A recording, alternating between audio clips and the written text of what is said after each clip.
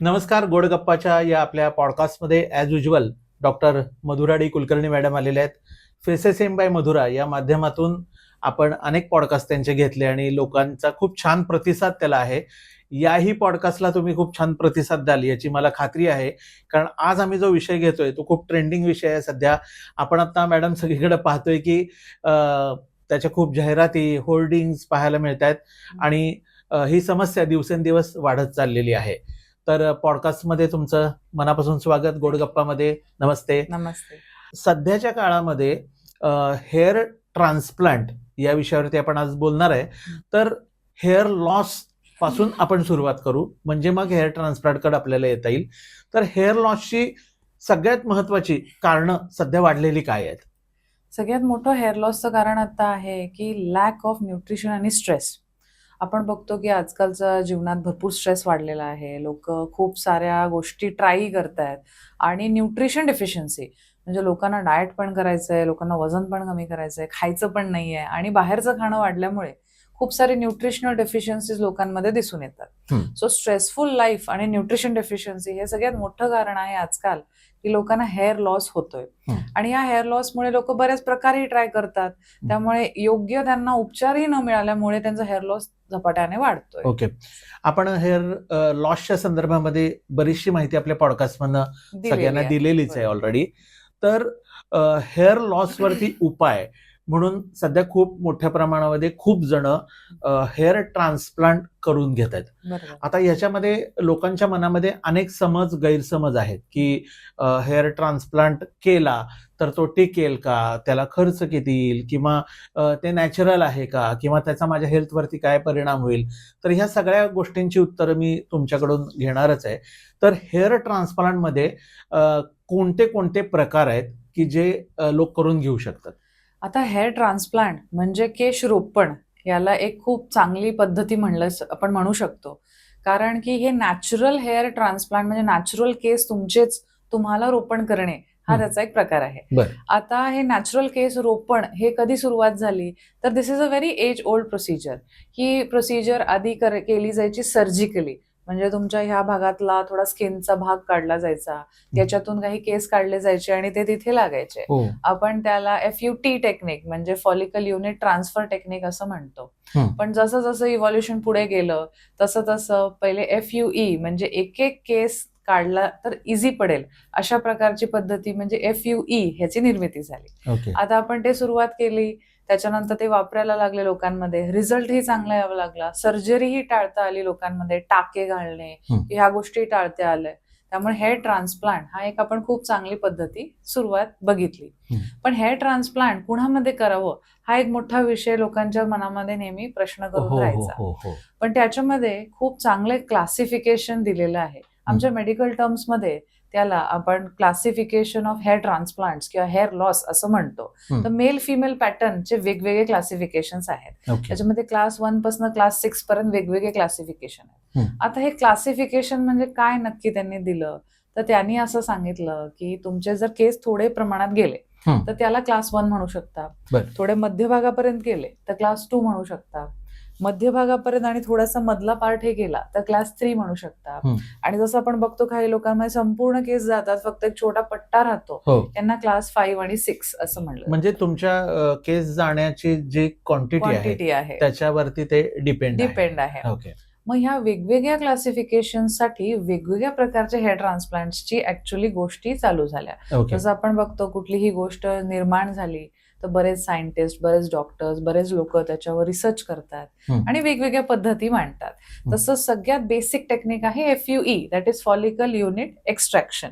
याच्यामध्ये काय केलं जातं तर तुमचे फॉलिकल्स म्हणजे मागच्या बाजूच्या केसांचे मुळं काढले जातात आणि पुढच्या बाजूला रोपण केले जातं. म्हणजे पूर्वी पॅचच काढायचे, आता फक्त केस काढतात. त्याच्यामुळे पॅच न काढल्यामुळे टाके नाहीयेत तिथे, जखम नाहीये, इझी प्रोसिजर आणि लवकर होणारी, या सगळ्या गोष्टी चालू झाल्या. आता तुम्ही जेव्हा इथले केसांची मुळं काढता तर ते मुळाची क्वालिटी काय आहे त्याच्यावर सुद्धा डिपेंड राहतात बऱ्याच गोष्टी. पण आपण बोलूया आधी पद्धतींबाबत. सो FUE आपण बघितलं जसं बेसिक टेक्निक आहे फॉलिकल युनिट एक्स्ट्रॅक्शन. युनिट म्हणजे एक एक केस काढणे इन शॉर्ट. त्याच्यानंतर त्याची निर्मिती थोडं थोडं लोकांनी रिसर्च केलं आणि त्याच्यात निघालं सफायर टेक्निक. आता सफायर टेक्निक म्हणजे काय आहे की जेव्हा आपण केस काढल्यानंतर रोपण करण्यासाठी आधी निडलचा वापर केला जायचा. आता ह्या निडल्स कशा असायच्या, आपल्या साध्या सिरिंजच्या निडल्स असायच्या, स्टेनलेस स्टील आलं त्याच्यात. तर त्या गोष्टी केल्यामुळे लोकांना जाणवून यायचं की हे केस बसवल्यासारखे दिसतात, किंवा कोणीही म्हणू शकतं की हे ट्रान्सप्लांट केलेलं आहे. कारण एक असा डोंगर आलेला असतो आणि त्याच्यातून बाहेर एक केस येतो, म्हणजे गवत उगवल्यासारखे ते दिसतात. सो लोकांना असं वाटायचं की बापरे हे दिसतंय की हे ट्रान्सप्लांट केलंय. मग आता हे का व्हायचं, तर सफायर नावाचा एक स्टोन असतो. सफायर याची एक चांगली त्याची आपण म्हणू शकतो ऍडव्हान्टेज असा आहे की तुम्हाला असं दिसणार नाही की डोंगर वरती आला आणि त्याच्यातून काहीतरी उगवत आहे, कारण त्याची कटिंग एफिशियन्सी खूप चांगली असते. आता कटिंग एफिशियन्सी म्हणजे काय, जेव्हा आपण बघतो की बर्फ किंवा काच हे सगळ्यात चांगलं कट करू शकतं, पण आपण वापरतो स्टेनलेस स्टील, आपण काच आणि हे वापरत नाही. कारण का, कटिंग एफिशियन्सी किंवा किती चांगला कट बसतोय त्याच्यावरही तुमचा केस किती सुंदर उगवणार हेही डिपेंड राहतं. सो नॅचरल लोकांना दिसायचं होतं, ट्रान्सप्लांट पण करायचंय, नॅचरल फॉर्म पण पाहिजे, म्हणून सफायर टेक्निकचा निर्माण झाला. याच्यामध्ये सफायर ब्लेड्स असतात ज्यांची कटिंग इफिशियन्सी चांगली असल्यामुळे त्यांना वापरलं जातं. आणि ह्या भागामध्ये जर लोकांना हवंय की दिसू नये की मी ट्रान्सप्लांट केलंय, तशा पद्धतीनं ते केलं जातं.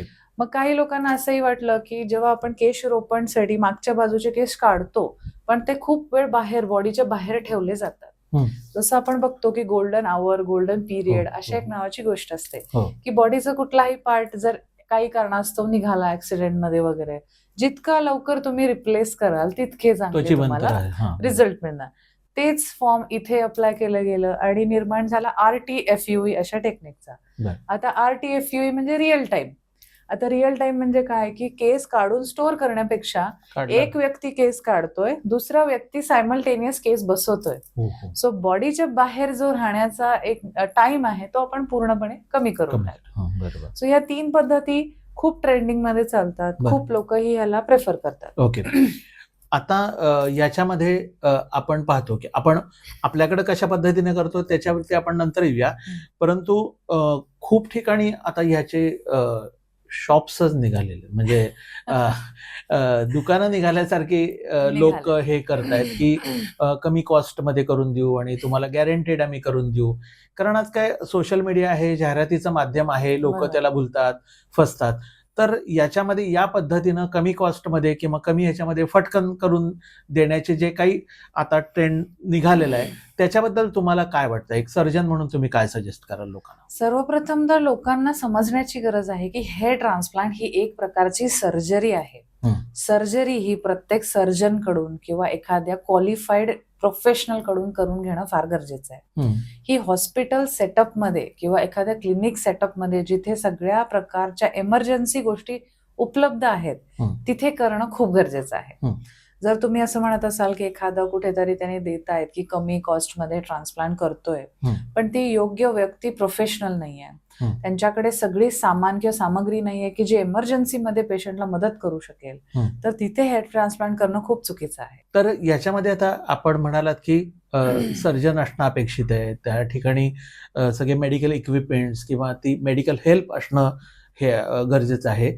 तर याच्यामध्ये हेल्थच्या दृष्टीनं कितपत धोका आहे, म्हणजे अशा ठिकाणी करण्यातला पण सांगा आणि जिथं आपण रेग्युलर ठिकाणी करण्यातला आणि एकूणच हेअर ट्रान्सप्लांट करण्यामधला.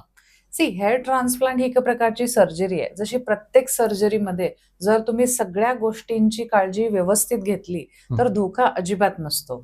तसंच याच्यातही आहे. लोकांना खूप गैरसमज, खूप सारे सोशल मीडियामुळे फ्लॉज, खूप सारे मिथ्स म्हणू शकतो आपण जे क्रिएट झालेले आहेत.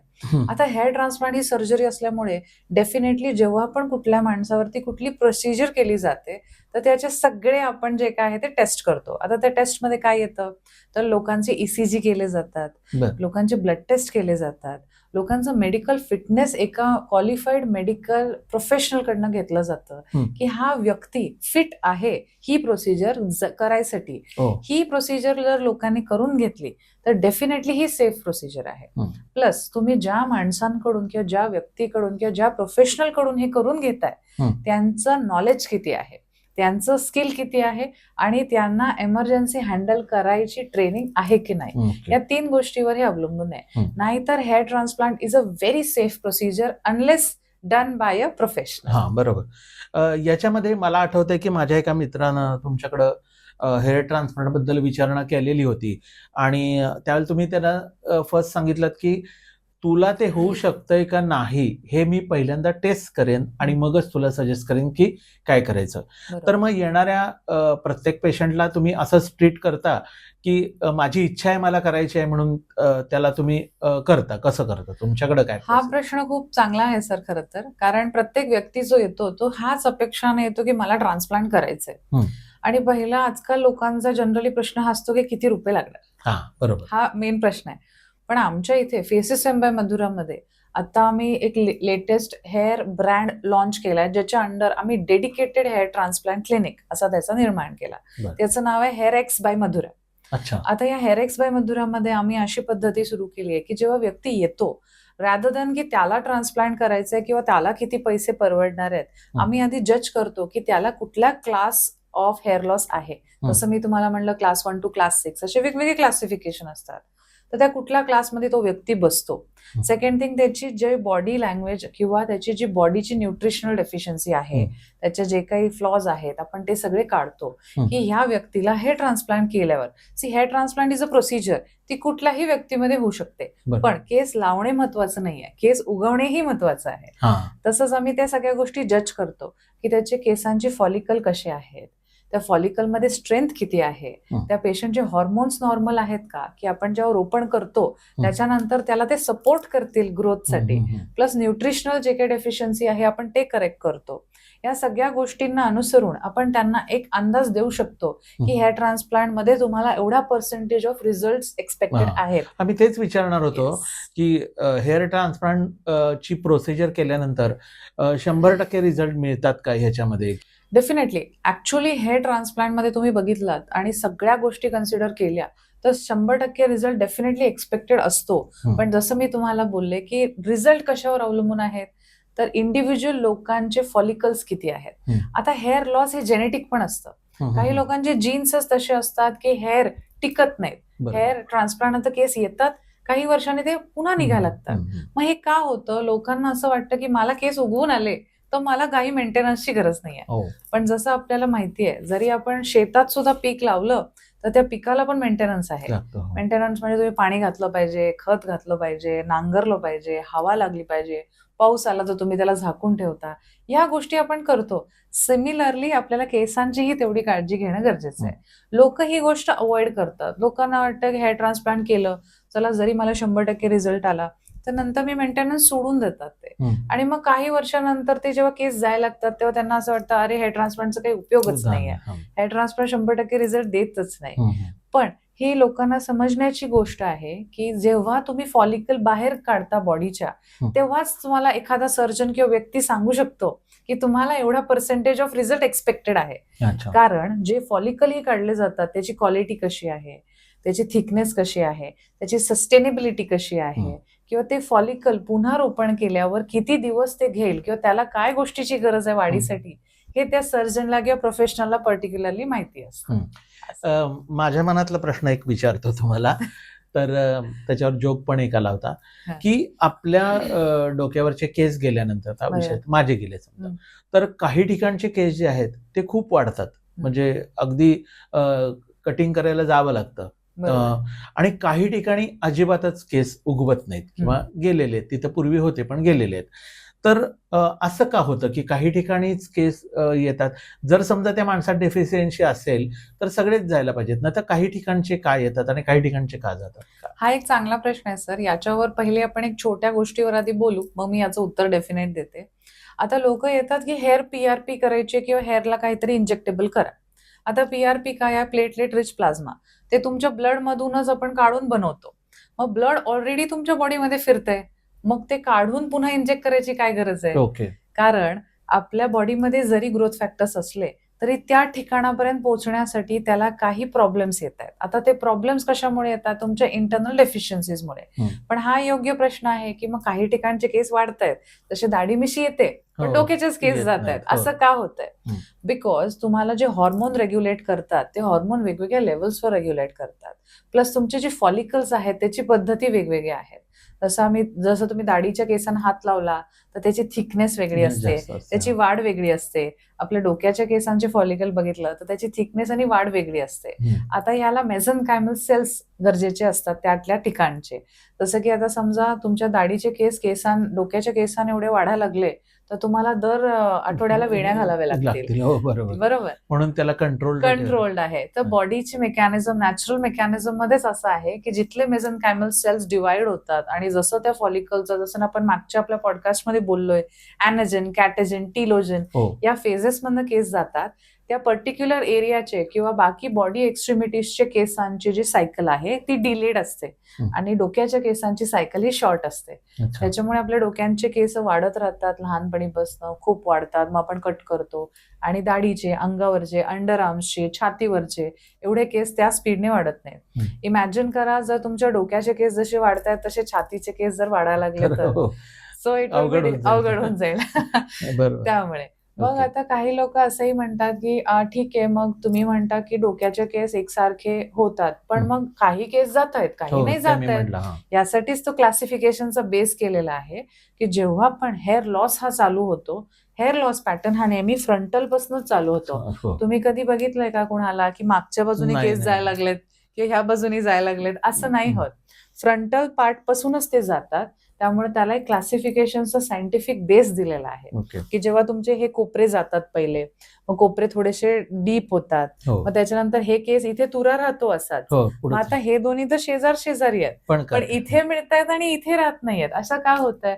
बिकॉज तो पॅटर्न ऑफ क्लासिफिकेशन आपल्या सेल्सच्या जेनेटिक्समुळे किंवा तो पॅटर्न एक स्टडी केलेला गेला आहे आणि त्याच्या अनुसार ते केलंय. आता मेल फिमेल मध्ये पण हे वेगवेगळे आहे सर. आता तुम्ही बघितलं की मेलची केस वाढ खूप असते. जसं मेल्स प्रत्येक आठवड्याला बार्बरकडे जातातच की केस कापायचे, पण फिमेल नाही जात. फिमेल आता 1 महिन्याला 2 महिन्याला जाऊ शकतात. तुम्ही कधी कुठल्या फिमेल कडून ऐकलंय का की आठवड्याला केस कट करावेच लागतात? असं नाहीये. बिकॉज का फिमेल आणि मेल मध्ये हा परत पॅटर्न डिफर करतो. So this has a very good scientific base which can be applied. आता याच्यामध्ये एक ऍज युजल नेहमीचा प्रश्न की ही ट्रीटमेंट घेण्यासाठी वयाचं काय हे आहे, म्हणजे कुठल्या वयापासून कुठल्या वयापर्यंत घेता येते, आणि मग त्याचा दुसरा प्रश्न म्हणजे मेल फिमेलसाठी, तर ते दोन्ही पण सांगा.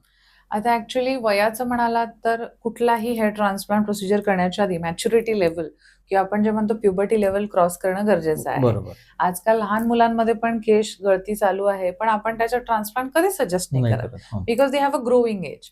सो तुम्ही आफ्टर 18 आणि 65-70 पर्यंत सुद्धा हेअर ट्रान्सप्लांट करू शकता. बरोबर. पण रिझल्ट डिफर होतात.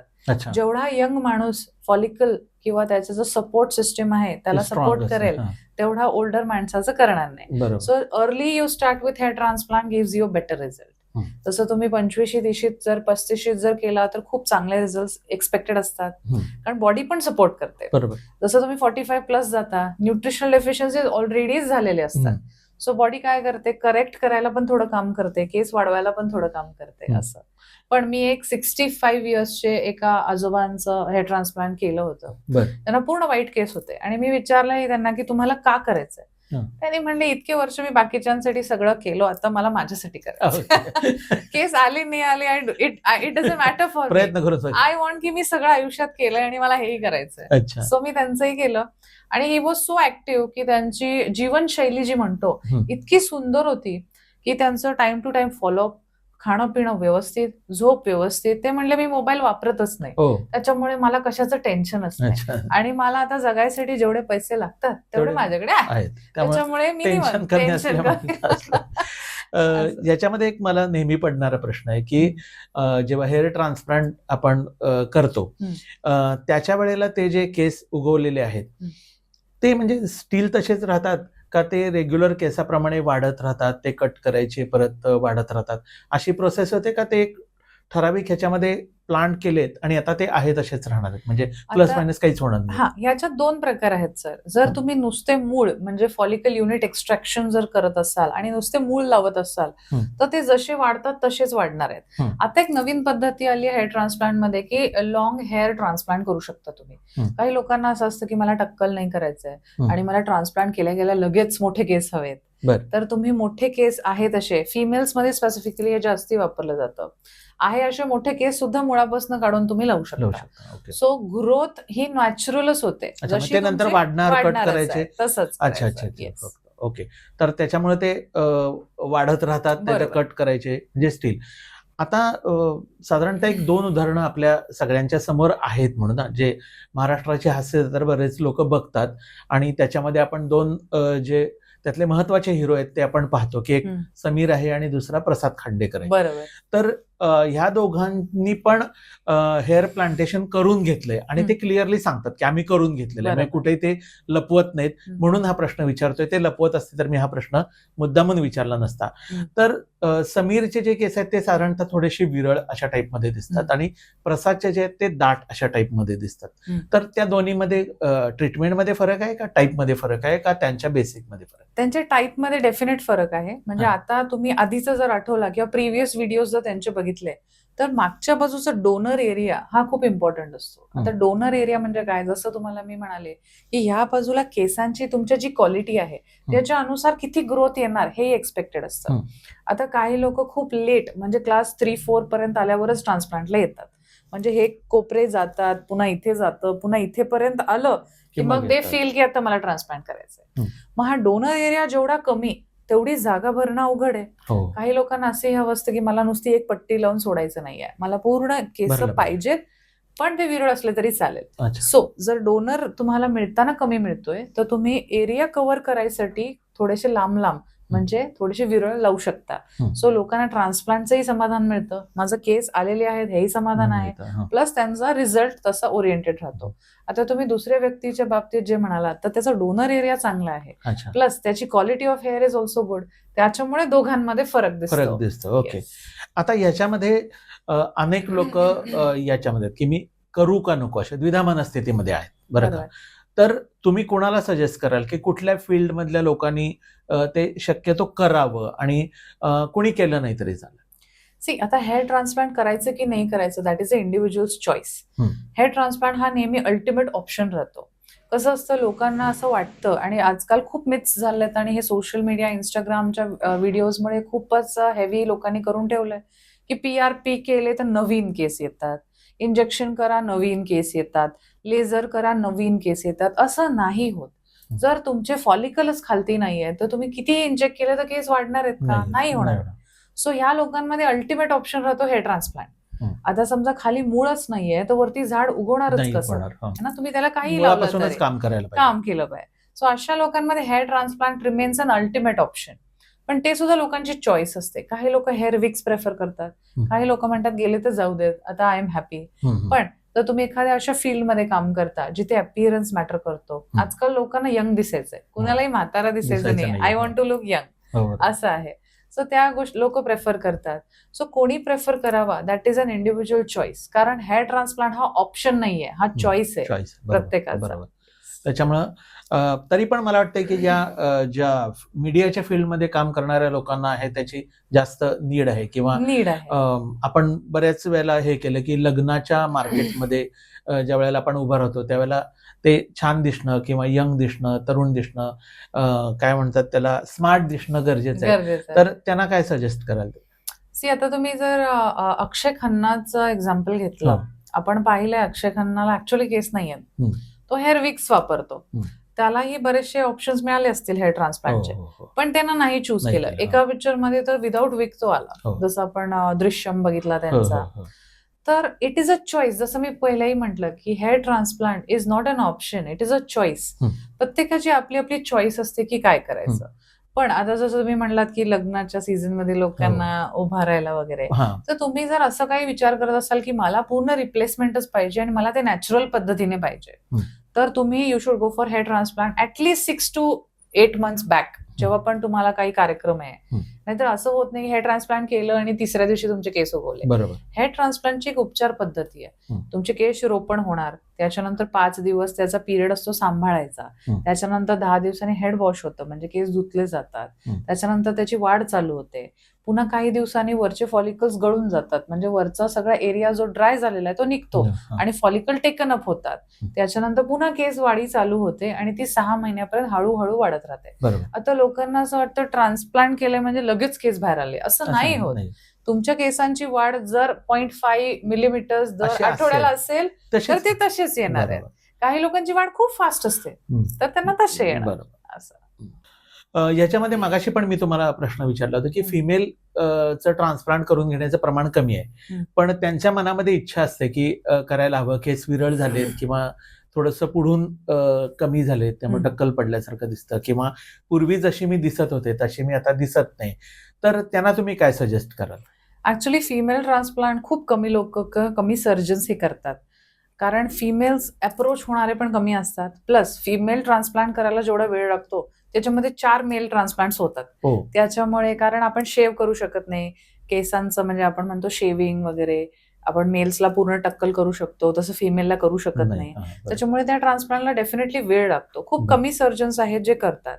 आम्ही हेअर एक्स बाय मधुरामध्ये जेव्हा फिमेल ट्रान्सप्लांटला घेतो तर त्यांच्यामध्ये वेगवेगळे कन्सिडरेशन्स असतात. आता फिमेलला असं वाटतं की माझा मधला भांगाचा भाग मोठा झालाय आणि चला ते येईल मी काहीतरी करेल करत तिथे पूर्ण विरळ झालेला असतो. आणि माझ्याकडे अप्रोच झालेल्या अशा बऱ्याचशा फिमेल्स आहेत ज्यांनी सगळं ट्राय केलंय, काहीही झालं नाही, आणि त्यांचं कॉन्फिडन्स किंवा एक डिप्रेशन एवढं आलेलं असतं की जरी पावसाळ्यात मी बाहेर पावसात उभी राहिले डॉक्टर तरी माझं पूर्ण कपाळ दिसतंय. आणि it is so annoying for me की एक फिमेल म्हणून मला केस ते खूप महत्वाचे आहेत. अशा लोकांमध्ये लगेच ट्रान्सप्लांटला जाणं इज अ गुड ऑप्शन. तुम्ही डेफिनेटली अप्रोच करू शकता. तुमचं पूर्ण चेकअप होऊन तुम्हाला ट्रान्सप्लांटचे रिझल्ट हे येतातच येतात. बरोबर. असं आता आपण सगळं हे डोक्याच्या केसांबद्दल बोललो, परंतु अनेक पुरुषांना अशी समस्या असते की मिशीच्या ठिकाणी काही भाग असा आहे की तिथं केस येत नाहीत, तर मग त्यांना आयदर ऑप्शन राहतो की पूर्ण मिशाच काढून टाकणं, पण काही वेळेला त्यांना ते आवडत पण नाही. तर अशा वेळेला दाढीचा पॅच असेल की दाढीच्या ठिकाणी काही ह्या भागात केस येत नाहीत, तर अशा किंवा भुवयाचे केस पण खूप विरळ होत जातात, तर त्याच्यासाठी काही रेमेडी किंवा त्याच्यासाठी काही सोल्युशन आहे का? डेफिनेटली जसं आपण हेअर ट्रान्सप्लांट करतो तसं आपण बियर्ड ट्रान्सप्लांट करू शकतो, मुस्टॅच ट्रान्सप्लांट करू शकतो, आयब्रो ट्रान्सप्लांट करू शकतो. आता मुस्टॅच आणि बियर्डचे नंबर गेल्या 5 वर्षात खूप वाढलेत. म्हणजे तुम्ही बघितलं तर यंग मुलं येतात 22-25 वर्षाचे की मला बियर्ड पाहिजे. खूप लोकांना दाढी येत नाही, उगवत नाही ऍक्च्युली, की आली तरी विरळ असते. पण आपण बघतो जसं सोशल मीडियावर नाही तर खूपच ट्रेंड आहे दाढी ठेवायचा. दाढी ठेवायचा सिरियल मधले सगळे हिरो दाढीवाले. सो इथे असं शेप द्या डॉक्टर, इथे असं जसं त्यांना हवंय तसं आपण ते बियर्ड ट्रान्सप्लांट करू शकतो. आणि दाढी किंवा बियर्ड ट्रान्सप्लांट हे खूप चांगलं जास्ती सक्सेसफुल होतं, कारण हेअर्सला तुम्ही जेवढा एक्सपेक्ट करता रिझल्ट त्याच्यापेक्षा बियर्डला आणि मुस्टॅचला फास्टर येतो आणि इमिडिएट होतो. सो त्यांना त्याचा रिझल्ट पण खूप चांगला येतो. ओके. आता सगळ्यात महत्वाचा आणि कळीचा मुद्दा की याच्यासाठी येणारा खर्च जो आहे तो खूप ठिकाणी जाहिरातीवरतीच टाकलेला असता की 15,000 स्टार मध्ये तुम्हाला पूर्ण तुमचे केस उगवून घ्या, 20,000 पुढं स्टार असतो, परंतु 20,000 मध्ये तुम्हाला पूर्ण हेअर ट्रान्सप्लांट करून घ्या, तर खूप आमच्याकडे पेशंट्स येऊन गेलेत वगैरे. आता ह्या सगळ्या गोष्टी ज्या आहेत त्या बऱ्याचशा लोकांना तर कळायला पण लागलेत की याच्यामध्ये खरं किती खोटं किती. तर त्यांच्यामध्ये आणि तुमच्यामध्ये दोन्ही गोष्टींचा फरक आहे की ते काय करतात आणि आपण काय करतो, साधारण आपली अप्रॉक्सिमेटली कॉस्टिंग काय असते? कारण आपले बरेचसे जे फॉलोअर्स आहेत ते काय विचारत असतात की सर तुम्ही सगळी इंटरव्ह्यू घेतलात पण त्याची कॉस्टिंग किती ते सांगत नाही, म्हणजे त्याच्यासाठी त्यांचे मेसेजेस पण येतात. तर त्याच्याबद्दल पण मी त्यांना काही गोष्टी सांगणार आहे, पण आधी मला हा गोष्टीचा खुलासा करा. ऍक्च्युली सर आता तुम्ही जे बघता 15,000 स्टार, 20,000 स्टार, हे असं का केलं जातं? कारण हेअर ट्रान्सप्लांटला लोकांनी प्रोफेशन बनवलंय आणि प्रोफेशनली जेव्हा तुम्ही एखादी गोष्ट मार्केटिंगच्या द्वारे करायला जाता त्यावेळी हे तुम्ही गोष्टी करता, तर तुम्ही किंवा एका व्ह्युअरनी किंवा एका पेशंटनी पहिले हे चेक केलं पाहिजे की हेअर ट्रान्सप्लांट कोण करतंय. हेअर ट्रान्सप्लांट हे डॉक्टर करतायत का टेक्निशियन करतायत. जर डॉक्टर हेअर ट्रान्सप्लांट करत असतील तर डेफिनेटली कधीही ते 15 किंवा 20 स्टार वगैरे असं करू काही शकणार करणार नाही. नाही. बरोबर. जर ते टेक्निशियन करत असतील तर डेफिनेटली ते अशा गोष्टींची मार्केटिंग करतील. तुम्ही आम्हाला विचारलात की हेअर एक्स बाय मधुरामध्ये तुमची कॉस्टिंग काय आहे, तर आम्ही पर फॉलिकल प्रमाणे चार्ज करतो. बरं. जर तुम्ही FUE टेक्निक विचार केला तर 15 रुपये 20 रुपये पर केसांचे चार्जेस आहेत. जर तुम्ही RT FUE जसं तुम्हाला मी टेक्निक सांगितली तसं केलं तर 20-25 रुपये आहे. जर सफायर टेक्निक चूज केली तर 30-35 रुपये आहे. आणि आमच्याकडे एक रोबोटिक किंवा AI जनरेटेड हेअर ट्रान्सप्लांट अशी पण टेक्निक मी ते विचारणारच होतो. खूप ठिकाणी आता म्हणजे AI तर सगळीकडे आलेलं आहे, रोबोटिक पण सगळीकडे आलेलं आहे. या फील्डमध्ये AI आणि रोबोटिक काही आहे का? आहे डेफिनेटली. आता कसं आहे टेक्नॉलॉजीचा वापर प्रत्येक फील्डमध्ये सर्जरीसाठी केला जातोय. याच्यातही तो केला जातोय की किती ग्राफ्ट्स माणसाला लागणार आहेत, किती केस हो, हो, हो. बसवले तर अच्छा, त्याला अच्छा, चांगला रिझल्ट त्या येईल. अर्थानं ते किंवा आजकाल असेही सॉफ्टवेअर्स आणि टेक्नॉलॉजीज आलेले आहेत की तुम्ही लोकांचे फोटो टाकू शकता. त्यांना वेगवेगळे लुक्स AI करून दाखवतं. तर ह्या सगळ्या गोष्टींचा त्याच्यात वापर आहे. आलेले आहेत. तर तसं AI गाइडेड किंवा रोबोटिक हेअर ट्रान्सप्लांट करायचं असेल तर त्याचे चार्जेस वेगळे आहेत. बरं. पण आम्ही चार्जेस कशावर ठरवतो की नीड काय आहे. आता समजा एखाद्या व्यक्तीला आम्ही 1 लाख रुपये असं सांगितलं तर इट डझंट मीन दॅट की 1 लाखात त्याचं सगळं काही येणार आहे. आजकाल लोकांना पॅकेजची फार सवय झाली. पण पॅकेज बरोबर आहे, तुमचं मानणं बरोबर आहे की ऍज अ पेशंट आम्ही आमच्या खिशाला परवडेल अशा गोष्टी केल्या पाहिजेत. म्हणून तर तुम्ही योग्य पहिले डॉक्टरकडे व्हिजिट करणं गरजेचं आहे. प्रश्न करा, प्रश्न केले तर उत्तर मिळतील. तुमची नीड काय आहे, नीड काय आहे हे तुम्ही ठरवा. यासाठी मी किती पैसे खर्च करणार आहे हे ठरवा. आणि मग दोन्हीचा जो काही मेळ बसेल तसं करा. जर आता तुम्ही म्हणालात की बरं मग ते डॉक्टर एवढ्या पैशात करतात तर तुम्ही एवढे पैसे का घेता. एक्सपर्टीज पण एक गोष्ट असते सर, एक्सपिरियन्स एक गोष्ट आहे आणि डॉक्टरची क्वालिफिकेशन, या 3 गोष्टी वेगवेगळ्या आहेत. मी सांगेन ना, तुम्ही खूप सारी चॅनल्स आहेत पण इन्स्टावाल्या काकांचा चॅनल का बघता, तर आपण चांगले क्वालिटीचे प्रोग्राम देतो, कंटेंट देतो म्हणून तर तुम्ही बघता. तर या अनुषंगानंच मी आपल्या सगळ्या जे फॉलोअर्स आहेत किंवा बघणार आहेत त्यांना सांगेन की खूप सारे मेसेजेस असे येतात की तर मला हेअर ट्रान्सप्लांट करायचं आहे, खर्च किती येईल असं कॉमेंटमध्ये ते टाकतात. बरोबर. तर कॉमेंटमध्ये टाकणं हे तुम्हाला खूप सोपं आहे, परंतु असं काही ठरत नाही ना की ही वस्तू 10 रुपयाची आहे आणि तुम्हाला ती 8 रुपयाला मिळणार आहे, 9 रुपयाला मिळणार आहे. याच्या मागे खूप साऱ्या गोष्टी आहेत आणि त्यासाठी तुम्हाला जो नंबर पाठवला जाईल फेसेस एम बाय मधुराकडून तुमच्या मेसेजला, त्याच्यावरती तुम्ही कॉल करा, तुमचं पूर्ण शंका समाधान करून घ्या, त्यांच्या क्लिनिकला व्हिजिट करा. क्लिनिक्स ज्या ठिकाणी आहेत त्या ठिकाणी व्हिजिट करा. आम्ही डिस्प्लेवरती दिलेलं असतं की सांगलीमध्ये आहे, कराडमध्ये आहे, पुण्यामध्ये आहे, दिल्लीमध्ये आहे आणि आता मला वाटते कोल्हापूरमध्ये पण सुरू होते ना. तर ते पण आपण सांगूया कोल्हापूरमध्ये कधी सुरू होतंय आणि काय सुरू होते. कोल्हापुरात फेसेस एम बाय मधुरा 20 जून पासून सुरुवात होतीये. राजारामपुरी पहिल्या गल्लीत आपलं क्लिनिक आहे आणि सगळे बाकी डिटेल्स तुम्हाला डेफिनेटली आम्ही देणारच आहोत. तर कोल्हापूरकरांची खूप मागणी होती की आमच्या इथे तुमचं क्लिनिक चालू व्हावं अशी आमची खूप इच्छा आहे. कारण सर्व कोल्हापूरचे पेशंट्स आपल्या कराडच्या क्लिनिकला, सांगलीला व्हिजिट करत होते आणि प्रत्येक त्यांच्या ट्रीटमेंटला व्हिजिट करणं खूप अवघड जात होतं. आपणच जात होतो. प्लस हुबळी, बेळगाव ह्या साईडून पण खूप लोक अप्रोच होत होते. That's why we started in Kolhapur. तर कोल्हापूरची मंडळी जर पॉडकास्ट बघत असतील तर लवकरच तुमच्याही गावामध्ये फेसेस एम बाय मधुराचं क्लिनिक सुरू होतंय. त्या ठिकाणी व्हिजिट करा, त्या ठिकाणी तुमच्या पूर्ण शंका समाधान करून घ्या. त्या ठिकाणी तुम्हाला कॉस्ट काय आहे, त्याचे फायदे काय आहेत, कशा पद्धतीने केलं जातं, या सगळ्या गोष्टी सांगितल्या जातील. तर काका मी पण एक प्रश्न विचारणार आहे तुम्हाला. तुम्ही इतके प्रश्न मला विचारता, आता आज मी विचारणार आहे. तुम्ही कधी हेअर ट्रान्सप्लांटचा विचार का नाही केला?